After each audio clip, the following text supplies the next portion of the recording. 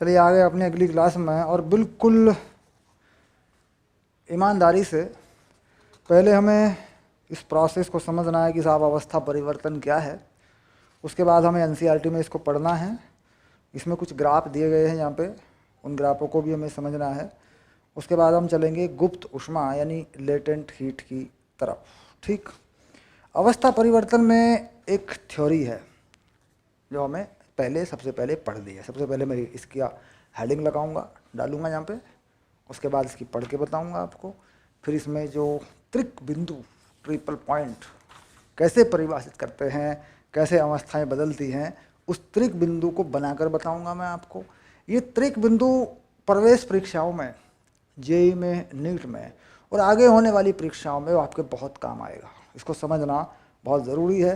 तो यहाँ थोड़े से धैर्य की आवश्यकता है, क्योंकि इस वीडियो लेक्चर में हम त्रिक बिंदु पर ज़्यादा फोकस करेंगे, अवस्था परिवर्तन पर। इसके बाद इसके सूत्र हैं, गुप्त ऊष्मा कैसे, मतलब वाष्पन की गुप्त ऊष्मा, गलन की गुप्त ऊष्मा, वो सारी चीज़ें आएंगी। मेल्टिंग, बॉइलिंग जो भी होता है, फ्रीजिंग पॉइंट क्या, कैसे, उन सारी चीज़ों पर हम बात करेंगे। तो फिलहाल हम लेंगे अवस्था परिवर्तन, इसे पढ़ेंगे और त्रिक बिंदु को समझेंगे। एक ऐसा बिंदु जिस पर किसी पदार्थ की तीनों अवस्थाएं पाई जाती हैं, उसे कहते हैं त्रिक बिंदु। लेकिन बात यहाँ ख़त्म नहीं हो जाती, उसे पूरा समझना है हमें। ठीक, चलिए सबसे पहले क्या करते हैं। सबसे पहले तो सर ब्लैक बोर्ड साफ करो। चलो साफ कर देता हूँ, मान लिया ये लो बोर्ड साफ कर दिया सबसे पहले मैंने। ये लो, ये हो गया साहब बोर्ड साफ।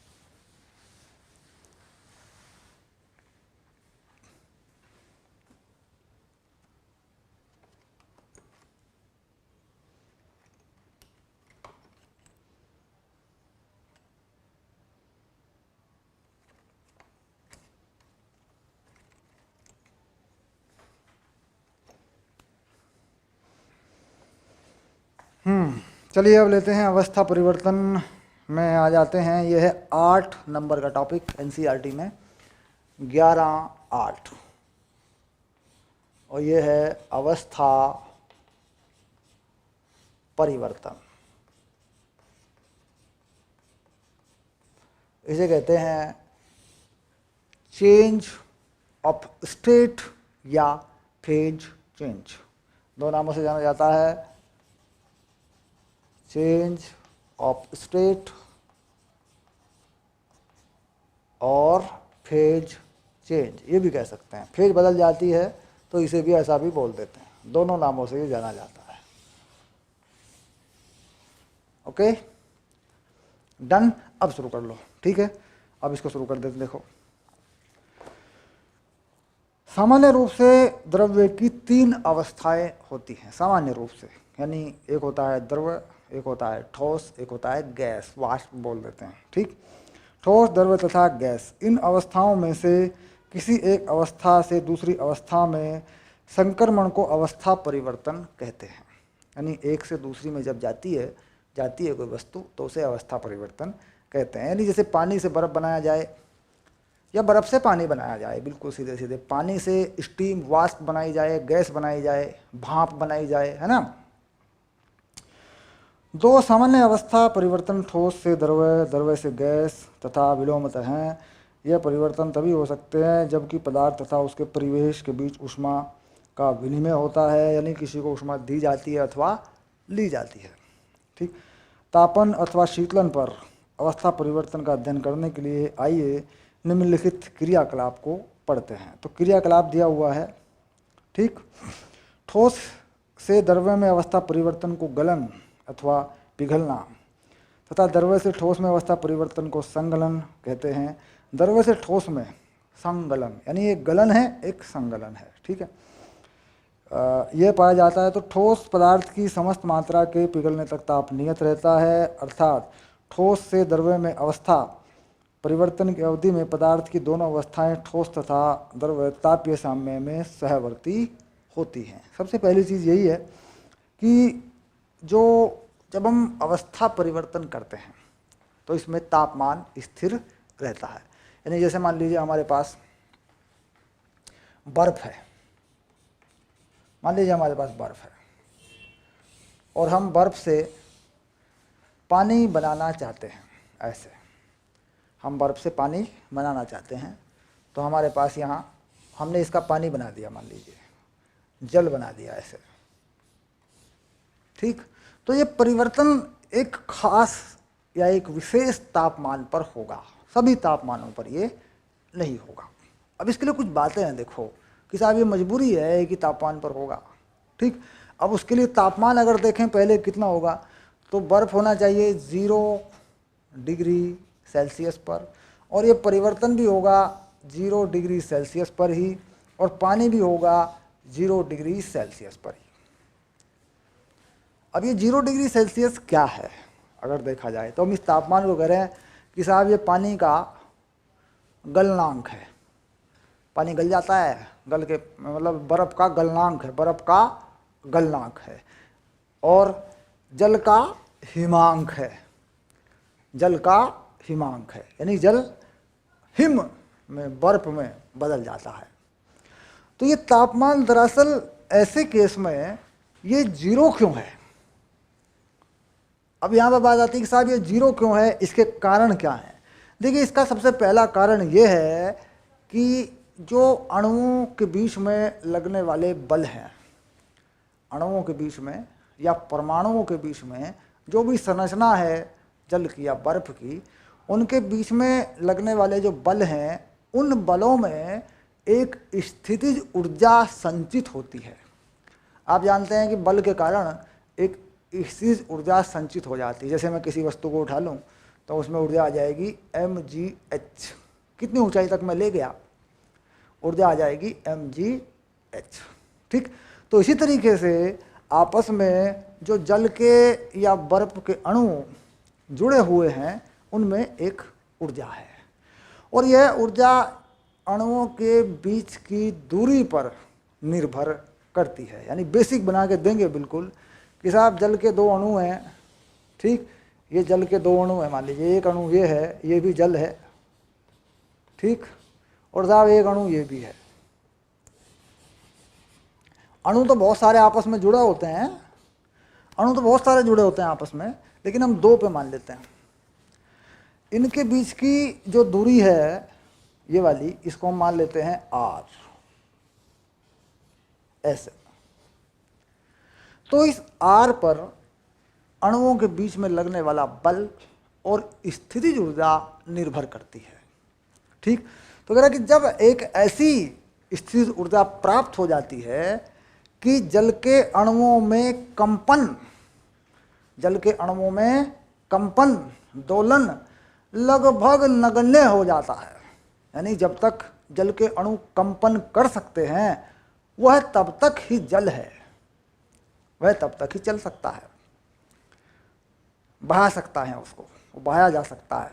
लेकिन जब वह कंपन की ऊर्जा कम पड़ जाती है और स्थितिज ऊर्जा का मान ऋणात्मक की तरफ बढ़ जाता है, ध्यान रहेगा स्थितिज ऊर्जा का मान किधर की तरफ बढ़ता है, ऋणात्मक की तरफ। अब देखो यहाँ पे क्या होता है, मान लीजिए मैं लिख दूँ, ये थ्योरी जो है ना इतनी मतलब इतनी छोटी थ्योरी नहीं है, ये स्थितिज ऊर्जा है ना,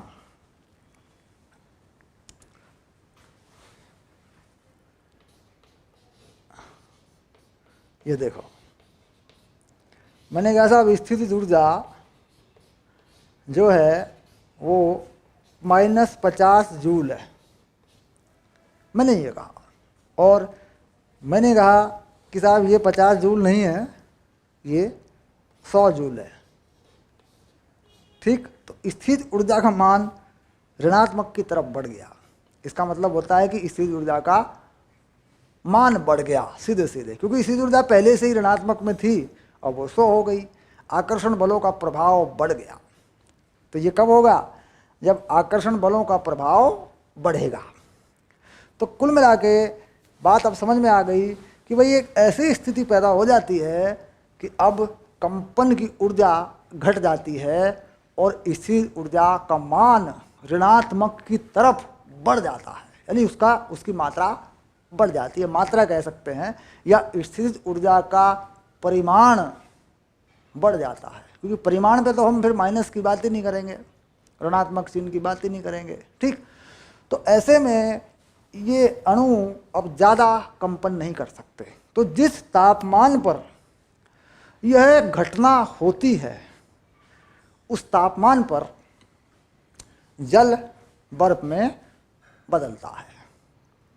जब वह तापमान, जो भी तापमान कहें हम उसको, तो तापमान के पदों में अणुओं के कंपन की ऊर्जा मापी जाती है, यानी अणुओं के कंपन की ऊर्जा तापमान के पदों में ही मापी जाती है। तो कंपन की ऊर्जा घटते घटते घटते इतनी हो गई है साहब, वह कम हो गई है कि अब ये जल चल नहीं सकता, यानी अब ये जल बह नहीं सकता। तो ऐसा तापमान सभी वस्तुओं का होता है, सभी का लगभग ऐसा तापमान होता है।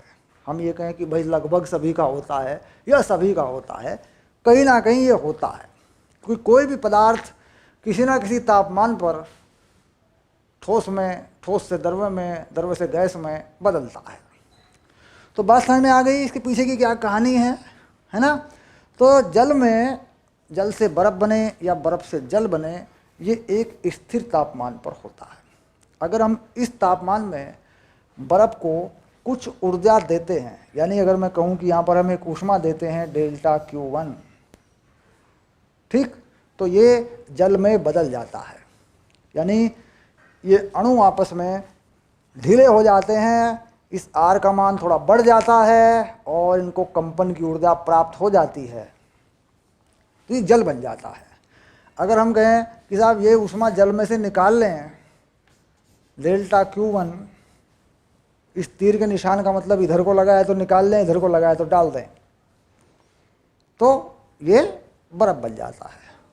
ये एक विशेष तापमान पर होता है, जिसे हिमांक भी कह देते हैं, गलनांक भी कह देते हैं, फ्रीजिंग पॉइंट भी बोल देते हैं, और मेल्टिंग पॉइंट भी, मेल्टिंग पॉइंट, गलनांक ना बॉइलिंग पॉइंट पे जाएंगे, उसे मेल्टिंग पॉइंट भी बोल देते हैं। तो यानी यहाँ फ्रीजिंग पॉइंट किस तरफ से देखा जाएगा?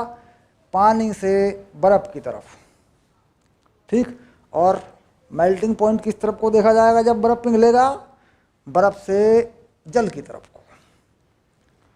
तो बेसिक बातें सब समझ में आ गई कि भाई कैसे चीज़ें, अवस्था परिवर्तन के पीछे का फैक्ट क्या है, तथ्य क्या है कि साहब इस तापमान, यहाँ पर तापमान स्थिर रहता है, ये बस ऊर्जाओं का परिवर्तन है, ठीक। गतिज ऊर्जा कम पड़ जाएगी, स्थिर ऊर्जा का परिमाण बढ़ जाएगा, तो वही द्रव ठोस हो जाएगा और उसे उसी तापमान पर ऊष्मा दे देंगे, तो गतिज ऊर्जा कंपन में बढ़ जाएगी, वह द्रव हो जाएगा। ये सब एक ही तापमान पर होगा, ठीक। इस तापमान को जब ऐसा होता है, बर्फ़ से जल बनता है, जल से बर्फ़ बनता है, तो गलनांक या हिमांक बोल देते हैं। और जब ऊपर जाते हैं जल से, जब हम जल से वाष्प बनाते हैं या स्टीम बनाते हैं ऐसे, तो ये चीज़ कहाँ होती है? तब जल को होना चाहिए 100 डिग्री पर, यानी फिर हम इस चित्र को हटा लेते हैं और हम जल को 100 पे कर लेते हैं, ठीक। अब ये बन जाता है गैस, यानी वाष्प। वाष्प क्या है? वाष्प में कुछ गैस होती है, कुछ लिक्विड के अणु इकट्ठे होते हैं, उसे बोलते हैं वेपर। तो ये वाष्प बन जाता है, इसे वाष्प लिख देते हैं, यानी यहाँ पे ये इसकी फेज यानी इसकी अवस्था बदलती है, ये गैस में बदलने लगता है। अब यहाँ पर पूछा जाएगा तुमसे, सामान्यतः तुमसे पूछा जाएगा, एक सवाल उठेगा अक्सर, और तुम भी पूछना अपने दोस्तों से, अपने टीचर से भी पूछना, जानकारी लेना मज़ा आता है, अच्छा लगता है, लेकिन छेड़ना मत, किसी को तंग मत करना, ठीक है। कह रहा साहब वाष्प और गैस में अंतर क्या है, वाष्प व गैस में क्या अंतर है।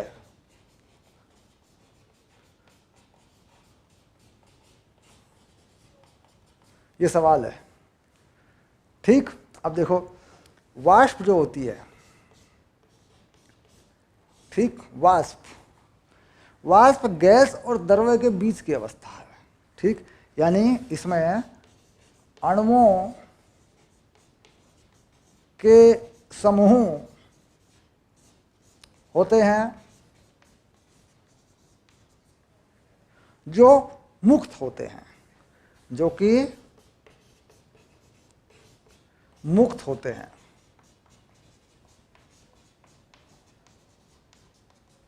ठीक। और गैस में अणु एक दूसरे से स्वतंत्र होते हैं,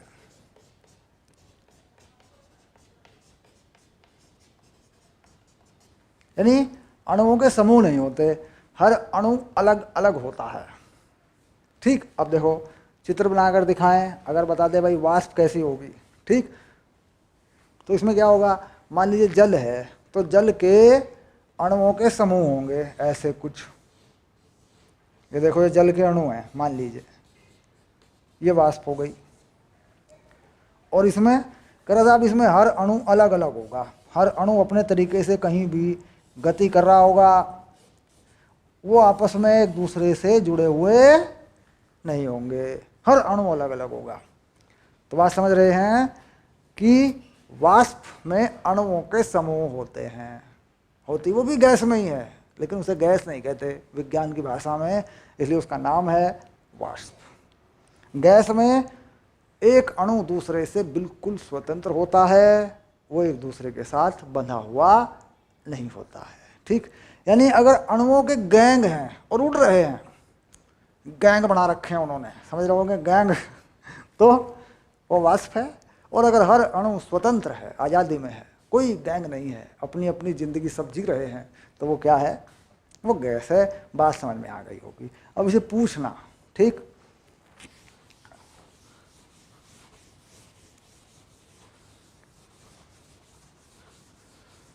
तो अब फिर इसी बात पर आ जाते हैं कि साहब यहाँ जो घटना हो रही है वह किस तरीके से हो रही है।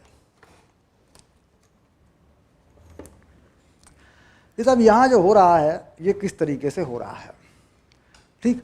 अब जल से वाष्प का बनना कैसा है, अब देखिए कैसे करते हैं। मान लीजिए कि ये जल है,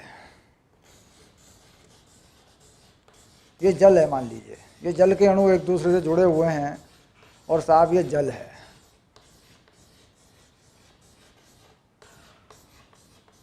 ये मान लीजिए जल है सपोज। तो जल के अणु एक दूसरे से बंधे हैं, कहते दो तरीकों से ये टूट सकता है। एक तरीका ये है कि ये गैस बने और एक तरीका ये है कि ये वाष्प बने, ठीक। तो वाष्प बने यानी अणुओं के समूह टूट टूट के अलग हो जाएं। एक तरीका तो ये है कि हर अणु अलग अलग हो जाए, अपने तरीके से गति करे, हर अणु अलग अलग हो जाए। एक तरीका ये है कि साहब कुछ अणुओं के समूह जो है अपने तरीके से गति करें और ग्रुप में यानी समूह में वो अलग अलग हो जाएं ऐसे, ठीक। और इन दोनों का मिश्रण भी हो सकता है, यानी ऐसा भी हो सकता है वाष्प में कि साहब कुछ गैस है, कोई कोई अणु बिल्कुल अलग भी घूम रहा है और बाकी ज़्यादातर ग्रुप हैं, ये भी हो सकता है। दोनों संभावनाएं होती हैं वाष्प के अंदर। अब ये जो चीज़ होती है, ये जो घटना होती है, ये जो घटना होती है ये, ठीक, ये पानी में 100 डिग्री सेल्सियस पर होती है, ठीक। और यही घटना लगभग 90% या इससे ज़्यादा होती है। ये नहीं होता है। गैस के अणुओं को पूर्ण स्वतंत्र कर देना ये होता है सुपर सैचुरेशन। 600-700 डिग्री से ऊपर जाके ये चीज़ होती है, ठीक, इसे कहते हैं सुपर सैचुरेटेड स्टीम, मतलब संतृप्त बिल्कुल, जो स्टीम है, वाष्प है, वो संतृप्त हो गई है, बिल्कुल भाप एकदम संतृप्त हो गई है। तो ये घटना बहुत अधिक तापमान पर होती है, सामान्यतः यही होता है। ठीक, तो बात समझ में आ गई, डन हो गया मामला। अब ये कैसे होगा, कह रहा साहब जब अणुओं को 100 डिग्री पर हम ऊष्मा देंगे, यानी जब जल को हम 100 डिग्री पर ऊष्मा देंगे तो उनके बीच के बॉन्ड या उनके बीच के जो बंध हैं वो टूटेंगे, अणुओं के बीच में जो बंध बने हुए हैं वो टूटेंगे। कह रहे साहब एक बंध है कि दो बंध है, मतलब बहुत सारे बंध हैं, 4-4, 5-5 अणु आपस में जुड़ के अलग अलग तरीकों से खुल जाएंगे, टूटने लगेंगे।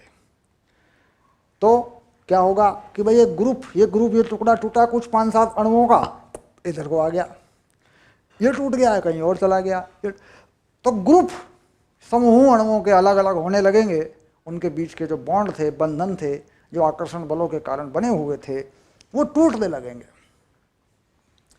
और 100 डिग्री पर ये होने लगेगा।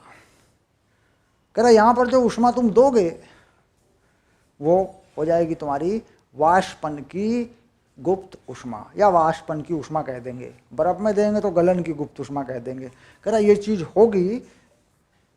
ऐसे में जो तापमान है, ठीक, वो नापे जाते हैं वायुमंडलीय दाब पर, यानी ये जो घटनाएं होती हैं ये कहाँ नापी जाती हैं, ये नापी जाती हैं वायुमंडलीय दाब पर। अगर वायुमंडलीय दाब बढ़ा दिया जाए, अगर मान लीजिए वायुमंडलीय दाब बढ़ा दिया जाए, ठीक, तो क्या होगा, कह रहा ये तापमान बढ़ जाएगा। ठीक, ये तापमान भी बढ़ जाएगा, इसे क्वथनांक बोल देते हैं आप कई बार, है ना। तो ये तापमान भी बढ़ जाएगा, तो फिर ज़्यादा तापमान पर होगा। ज़्यादा तापमान पर होगा तो ऊष्मा की मात्रा जो है, क्योंकि दाब बाहर से बढ़ा हुआ है, वो भी थोड़ी सी प्रभावित होगी, वो भी थोड़ी सी बढ़ेगी नाम मात्र को, बट डायरेक्टली उसके अंतर को यहाँ काउंट नहीं करेंगे आप। बस ये याद रखेंगे कि अगर वायुमंडलीय दाब बढ़ जाएगा तो ये चीज़ बढ़ जाती है, रसायन विज्ञान में पढ़ेंगे आप। ठीक, तो अधिक तापमान पर होगा। अब मान लीजिए तापमान हो गया 100 के बजाय तापमान हो गया 101, वायुमंडलीय दाब बढ़ा दिया, तापमान हो गया 101 पानी के लिए। ठीक, तो 101 पर ही ये परिवर्तन होगा, वायुमंडल दाब अगर बढ़ गया तो वायुमंडलीय दाब बढ़ने से क्वथनांक कैसे बढ़ता है ये आप पढ़ते हैं रसायन विज्ञान में। ठीक है, वो कॉन्सेप्ट भी दिमाग में रखना है, उसको ध्यान में रखना है। ठीक, चलिए, बिल्कुल ऐसा ही मामला बर्फ के लिए भी है। उसमें क्या होता है, हिमांक गिरता है। अगर वायुमंडल दाब बढ़ाते हैं तो बर्फ 0 पर नहीं जमेगी, 0 से थोड़ा कम पे जमेगी, उसे कहते हैं डिप्रेशन इन फ्रीजिंग पॉइंट, अवनमन, हिमांक का अवनमन, क्वथनांक का उन्नयन। क्वथनांक में क्या होता है बच्चों, उन्नयन होता है अगर दाब बढ़ जाता है, और हिमांक में क्या होता है, अवनमन होता है, थोड़ा घटता है वो। बात समझ रहे होंगे।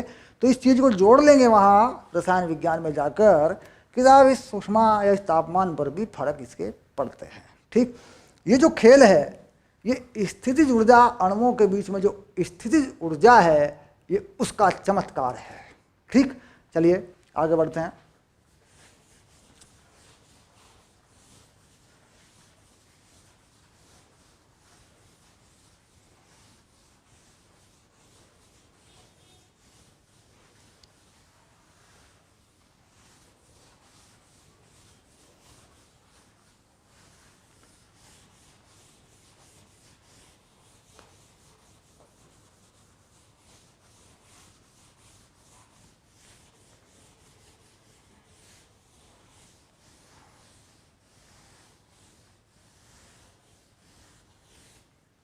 अब आता है त्रिक बिंदु क्रांतिक बिंदु का एक आरेख, एक ग्राफ, जो कि हमारे लिए बहुत ही इम्पॉर्टेंट चीज़ है। हम उसे बनाएंगे, उसे समझेंगे।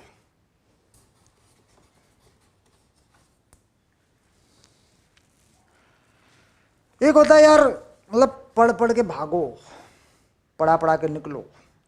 कुछ लोग मुझे कह रहे हैं यूट्यूब पे से कमेंट आते रहते हैं कि सर बड़ा धीमे पढ़ा देते हो आप तो। देखिए फिजिक्स जैसे गंभीर विषय में आप इतना आराम से चलेंगे, समझने में जितना आराम रखेंगे आप, आपको भविष्य में उतना ही फायदा होगा। क्योंकि यहाँ पर जो मैं बोलता हूँ, जो मैं कहता हूँ, वो सब कुछ लिखा नहीं जा सकता, बहुत बड़ा होता है वो। हम नोट्स वगैरह देते हैं, असाइनमेंट वगैरह देते हैं, जो भी थोड़ा बहुत बना कर देते हैं बच्चों को, आप लोग पढ़ते ही होंगे। उसमें बहुत सारी बातें नहीं बताई जा सकती, वो बस एक तरीका होता है रिवाइज करने का। तो इसलिए फिजिक्स में अगर आप पूरी जानकारी चाहते हैं, बहुत अच्छे से फिजिक्स को पढ़ना चाहते हैं, तो उन बातों को सुनना होता है जो टीचर बोलता है। और ये समस्या क्लासरूम में हल नहीं हो सकती। जिस क्लास में 20, 30, 50 बच्चे बैठे हों, एक बड़ा सा कमरा हो, कमरे में जो है गूंज, आवाज़ की गूंज जिसे बोलते हैं रिवर्बरेशन, वो भी हो, बच्चे भी आपस में पढ़ पढ़ यार दो तेना अबे कौन सी पिक्चर देखी थी कल बे, बच्चे भी अभी किसका मैसेज आया व्हाट्सएप पे, चेक करना भाई चेक करना। तो ये जो चीज़ें हैं ये भी काफ़ी परेशान करती हैं। ऊपर से क्लासरूम में टीचर की थ्योरी वैसे भी कमी होती है, वो आप जानते ही हैं। तो वहाँ पे क्या होता है, वोकल लॉस होता है। वोकल यानी जो शब्द है, जो बात है, जो आवाज़ है, उसका नुकसान होता है, उसको पूरी तरह सुना नहीं जाता। और YouTube पे आकर भी आप वीडियो देखते हैं तो बिल्कुल वैसा ही मन बनाकर आप उस वीडियो को भी देखते हैं कि कुछ लिख दो फार्मूला, हम देख लेंगे, हम पेपर में जाके लिख देंगे। और इससे क्या हो रहा है कि जो क्वालिटी ऑफ एजुकेशन है, जो शिक्षा की गुणवत्ता है, वो ख़त्म होती जा रही है। बहुत मान के चलिए कि ज़्यादातर जो फिजिक्स, केमिस्ट्री और मैथ के अंदर जो लेवल है एजुकेशन का, ज़्यादातर इलाकों में 80% जो लोकल इलाके हैं, वहाँ के टीचरों को, वहाँ के अध्यापकों को मतलब परिभाषाएं देने में भी दिक्कत है। वो परिभाषाएं भी ठीक से नहीं दे पा रहे हैं, क्योंकि ना बच्चा उस परिभाषा को सुनने को तैयार है। हम ये नहीं कह रहे कि टीचरों की ही इसमें गलती है, इसमें हम सभी जिम्मेदार हैं। बच्चा भी कह रहा है सर छोटी सी बता दो ना परिभाषा, सर इतनी बड़ी कहाँ, सर कुछ ऐसा बता दो सर कि। अब होता है क्या, पास होना चाहते हैं लेकिन पेपर फिर ख़राब हो जाता है, पेपर ख़राब बनता है, फिर कह रहे हैं तो यार गुरुजी टेंशन बहुत है, फेल हो जाएंगे हम तो, पास होने का जुगाड़ बता दो। तो बाद में पास होने का जुगाड़ पूछने का क्या फ़ायदा पेपर के टाइम पे। अब पहले से ही पास होने का जुगाड़ करिए। आप जुगाड़ क्यों करते हैं पास होने का?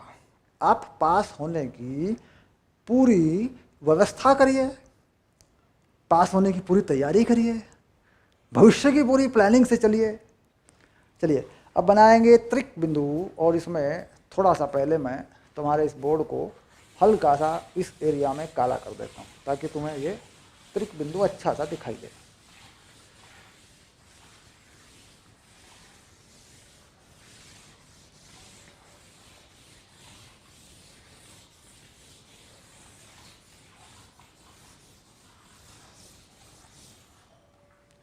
अवस्था परिवर्तन आरेख।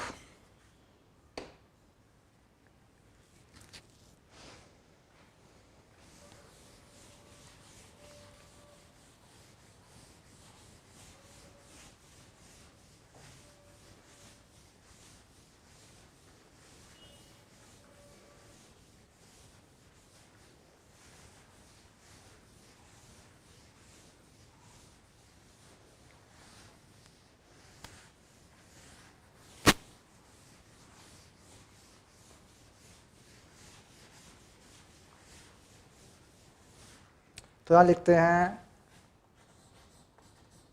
अवस्था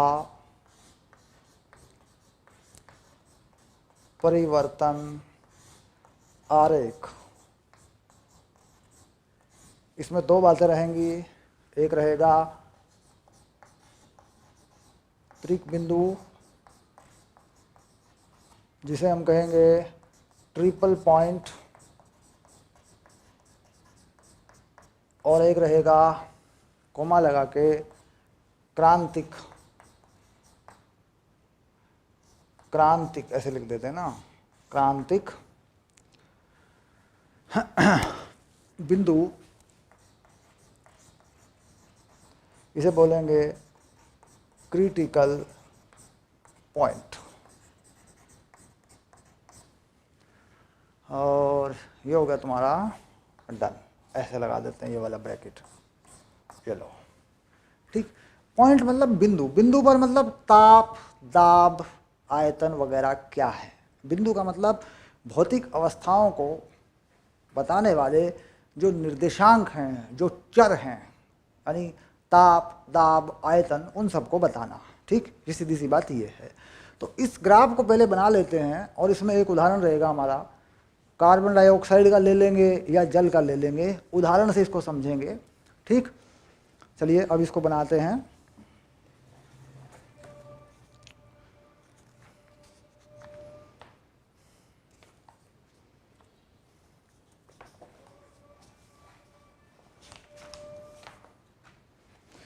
तो यहाँ पे दो हैं हमारे पास, हम जल वाला बना लेते हैं। एक जल का है, एक कार्बन डाइऑक्साइड का है। इन दोनों में से जल का बना लेते हैं। अब देखिए यहाँ पे इस तरफ जो दिया है वो दिया है दाब, ये है दाब, यानी P दाब।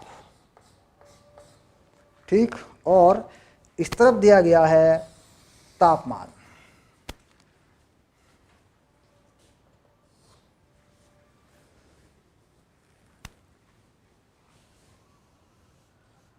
ये है तापमान, और ये तापमान यहाँ पे दिया गया है डिग्री सेल्सियस में। ठीक, और दाब जो है टोटल इन्होंने दिया है, तापमान इन्होंने शुरू किया है -220 डिग्री सेल्सियस से, यानी यहाँ का जो तापमान है वो लिखा है -220 डिग्री सेल्सियस। ठीक, और यहाँ पर जो तापमान कहीं पर इन्होंने दिया है, ये दिया है 374 डिग्री सेल्सियस, 374 डिग्री सेल्सियस, ये कोई बिंदु दिया हुआ है। ठीक, इसके बाद और कुछ बिंदु हैं। 0.01 का बिंदु भी इन्होंने दिखाया हुआ है, 0.01 का भी एक बिंदु दिखा रखा है, यहाँ दिखा देते हैं 0.01 डिग्री सेल्सियस, ये भी दे रखा है। और इधर दाब जो दिए हैं, शुरुआत की है इन्होंने दाब की, इस लाइन पर एक लाइन बना रखी है ऐसे, ये दिया है 0.006, और ये दाब दिए हैं ATM में, यानी वायुमंडल दाब में, इसे कह देते हैं ATM, कितने वायुमंडल दाब है। और ऊपर जाके एक दाब दिया है इन्होंने 218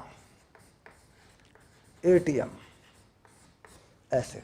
ठीक, और यहाँ 0.01 तक ये एक ग्राफ लेके आते हैं कुछ इस तरीके से। ये प्रायोगिक ग्राफ होता है, इसका कोई हमारे पास कोई समीकरण नहीं होता ऐसा, ये प्रायोगिक ग्राफ होता है। इसके बाद इस चीज़ को मिलाते हैं आगे, अंतिम ताप, अंतिम दाब, ये दोनों चीज़ मिल जाती हैं, और ये लगभग एक कर्व जो है इस तरीके से यहाँ तक पहुँच जाता है। और इधर जो है यहाँ लगभग बीच से थोड़ा इधर को हटते हुए, इस जगह से थोड़ा सा इधर को हटते हुए एक सीधी लाइन हम बना देते हैं, ये वाली, यहाँ तक ऐसे। ठीक, अब इसमें देखते हैं साहब कहाँ पे क्या चीज़ है। अब ये जो एरिया है, देखिए ये वाला जो क्षेत्रफल है, ये वाला, ये ग्राफ केवल यहीं तक हमें प्लॉट करना होता है, यहाँ तक। ये जो एरिया है ये है द्रव्य, यानी यहाँ पर जो भी ताप, दाब, आयतन रखेंगे, ये द्रव्य का एरिया है, ये रहा द्रव्य। ठीक, इसके बाद दो एरिया और हैं, दो क्षेत्रफल और हैं। ये वाला जो क्षेत्रफल है, ये वाला, ये जो चीज़ होती है, ये वाला,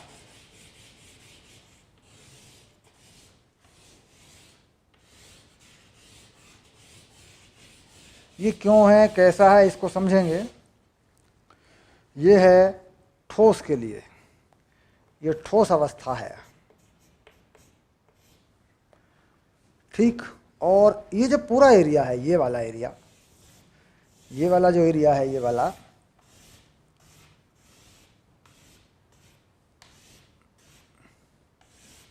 ये वाला जो इलाका है, ये इलाका है गैस के लिए या वाष्प के लिए। वाष्प लिखते हैं, गैस नहीं, ये वाला इलाका है। ठीक, तो अब इसे जरा समझ लेते हैं। तो हमने बनाया है ये जल के लिए, पक्का। अब इसे समझ लेते हैं, देखिए कैसे। तो यहाँ पर देखिए एक तापमान है, जहाँ पर ये तीनों लाइनें आकर मिलती हैं। ये जो ताप है इसे कहते हैं, ताप है या दाब है, जो भी है यहाँ पर, इसे कहते हैं त्रिक बिंदु। तो यही है वो त्रिक बिंदु।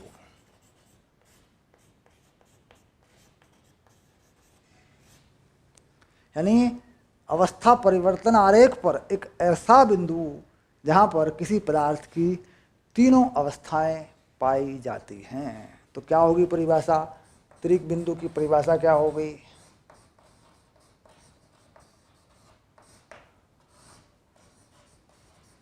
अवस्था परिवर्तन आरेख पर वह बिंदु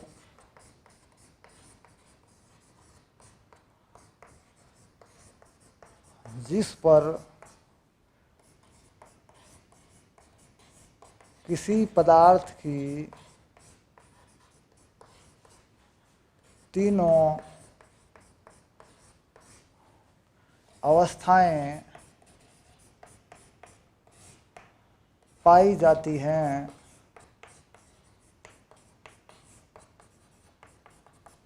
त्रिक बिंदु कहलाता है।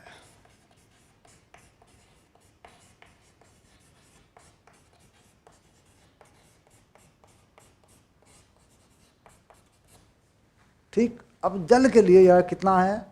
तापमान कितना है? 0.01 डिग्री सेल्सियस। और दाब कितना है?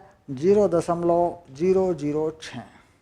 इसमें जो भी आयतन तुम लोगे, आयतन होता है, आयतन तो रहेगा ही, जो भी तुम लोगे उससे कोई फर्क नहीं पड़ता, क्योंकि ताप और दाब से ही ये बात निर्धारित हो जाती है। तो लिख देंगे जल के लिए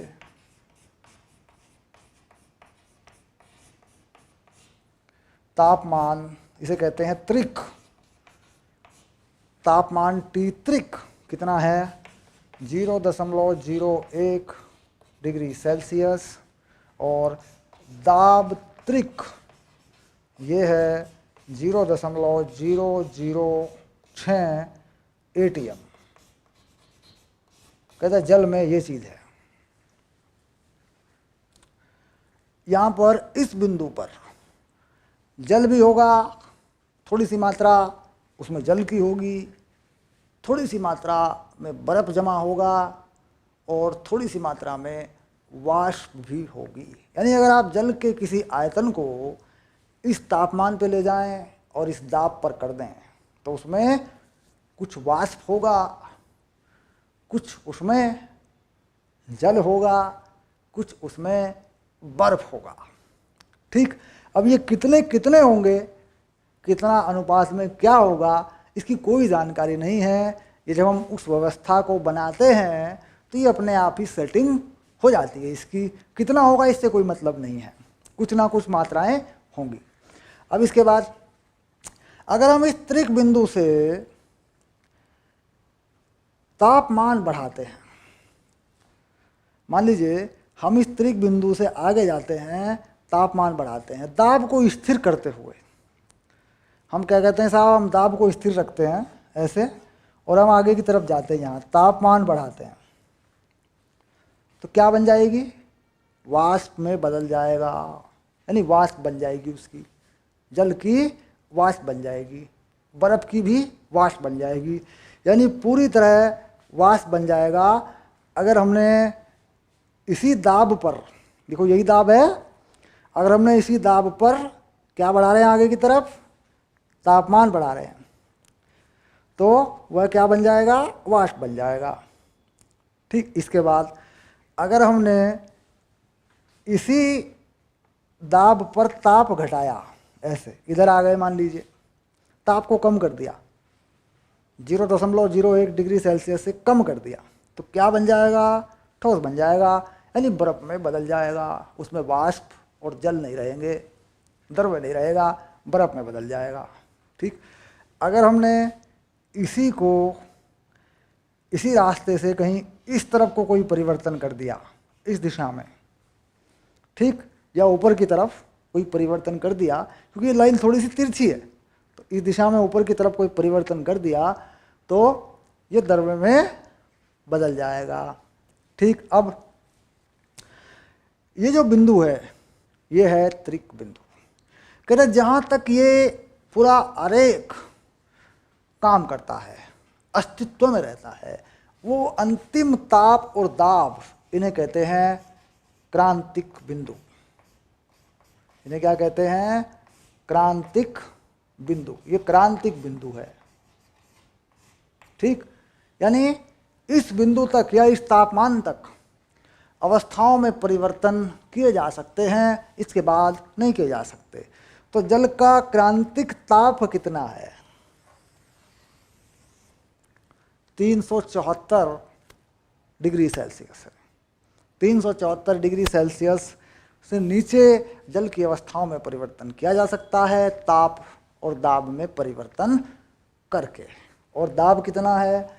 218 वायुमंडल दाब है, एटीएम है। ठीक, यहाँ पर इस दाब तक परिवर्तन किए जा सकते हैं। अब अगर एक जल को साफ का तापमान 374 से हमने यहाँ कम किया, यहाँ लाए हम इसको, कह रहे साहब फिर हमने यहाँ कम किया, यहाँ लाए हम इसको, इसी लाइन पे हम चला रहे हैं। दाब में हमने कोई परिवर्तन नहीं किया। तो जब आप 374 से ताप घटाते हैं तो ये किस में है? यहाँ पे ये वाष्प है, तो पहले किस में बदलेगा? द्रव में। फिर और ताप घटाएंगे आप तो किस में बदलेगा? ठोस में। ऐसे ही यहाँ से यहाँ आते हैं, ऐसे आ जाते हैं, इस तरफ को लाए इसको मान लीजिए इस तरफ को लाते हैं, यहाँ ले आते हैं। मान लीजिए किसी तापमान पर, देखिए यहाँ पे मैंने क्या किया, तापमान नहीं बदला, मैंने सीधी रेखा खींच रखी है।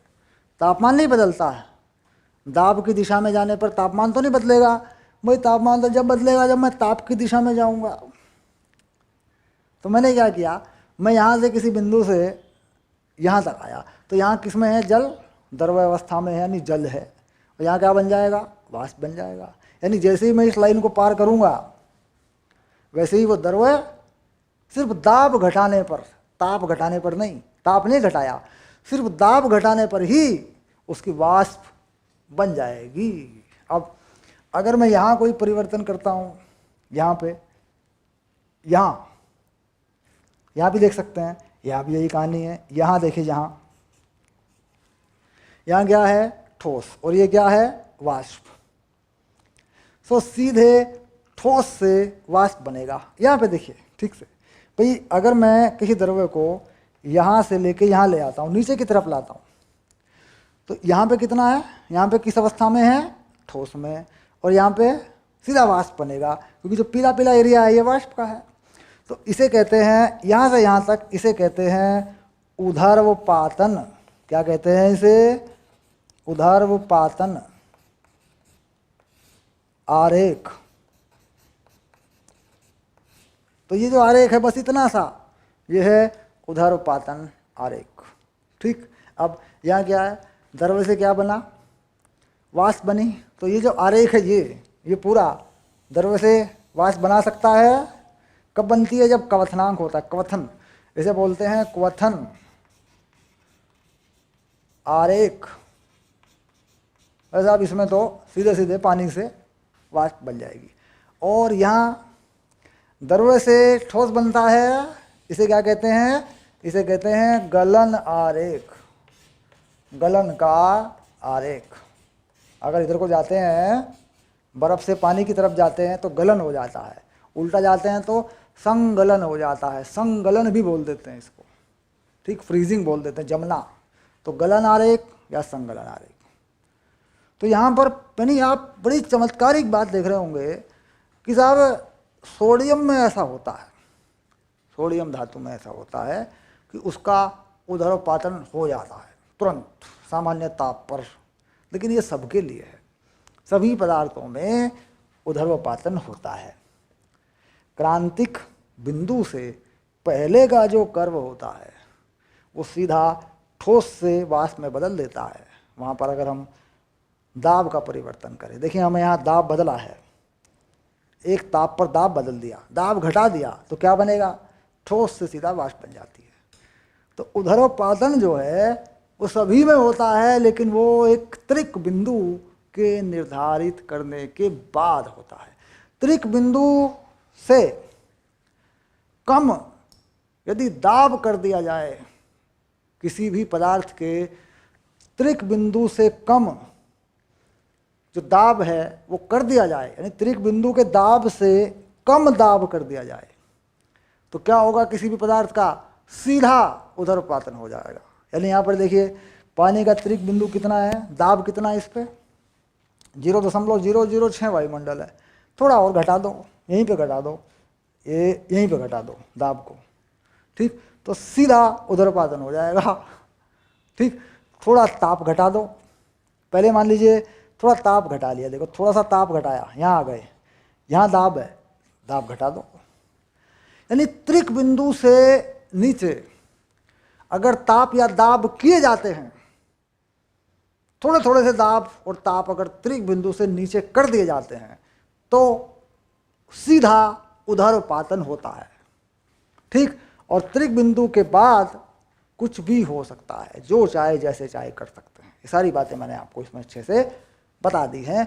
तो इसको समझना ज़रूरी है, इसके मतलब को समझना ज़रूरी है कि ये चीज़ कैसे काम कर रही है। यानी सिर्फ ताप और दाब, भाई ताप बदलने पर अवस्थाएं बदलती हैं, दाब बदलने पर अवस्थाएं बदलती हैं, जबकि हम ये कह रहे थे कि साहब स्थिर ताप पर अवस्थाएं बदलती हैं। अभी अभी हमने ये बात कही थी कि स्थिर ताप पर ऊष्मा दे दें, स्थिर ताप पर ऊष्मा ले लें तो अवस्था परिवर्तन हो जाता है। ठीक, लेकिन त्रिक बिंदु में ताप और दाब बदलने पर अवस्था परिवर्तन हो जाते हैं, क्योंकि वह ऊष्मा स्वतः ही अपनी ऊष्मा में से प्राप्त हो जाती है। जो भी ऊष्मा की आवश्यकता होती है, वह जो कुल ऊष्मा होती है पदार्थ के पास, उसी में से वो लेन देन करके अपनी खुद की ऊष्मा को ही वह ऊर्जाओं में बदल के अपनी अवस्था को बदल लेता है। ये चमत्कार होता है ताप और दाब के हिसाब से। तो समझ गए, ये चीज़ पूरी तरह अच्छी से सेट हो गई होगी माइंड में। बड़ी इंपॉर्टेंट चीज़ है, ये जल के लिए है, जो ग्राफ ने बनाया ये जल के लिए है। बिल्कुल ही तरीका ग्राफ जो है कार्बन डाइऑक्साइड के लिए भी दिया हुआ है, उसे भी पढ़ सकते हैं। और जो सवाल बनेगा आगे एक्सरसाइज में वो दोनों पर ही बनेगा, हम उसे देख के उसका उत्तर हम बना लेंगे। और जो बातें मैंने बताई हैं, इन बातों के हिसाब से आप किसी भी प्रश्न का उत्तर दे सकते हैं। इसको बना लें, देख लें, फाइनल कर लें, उत्तर मिल जाएगा आपको। ठीक।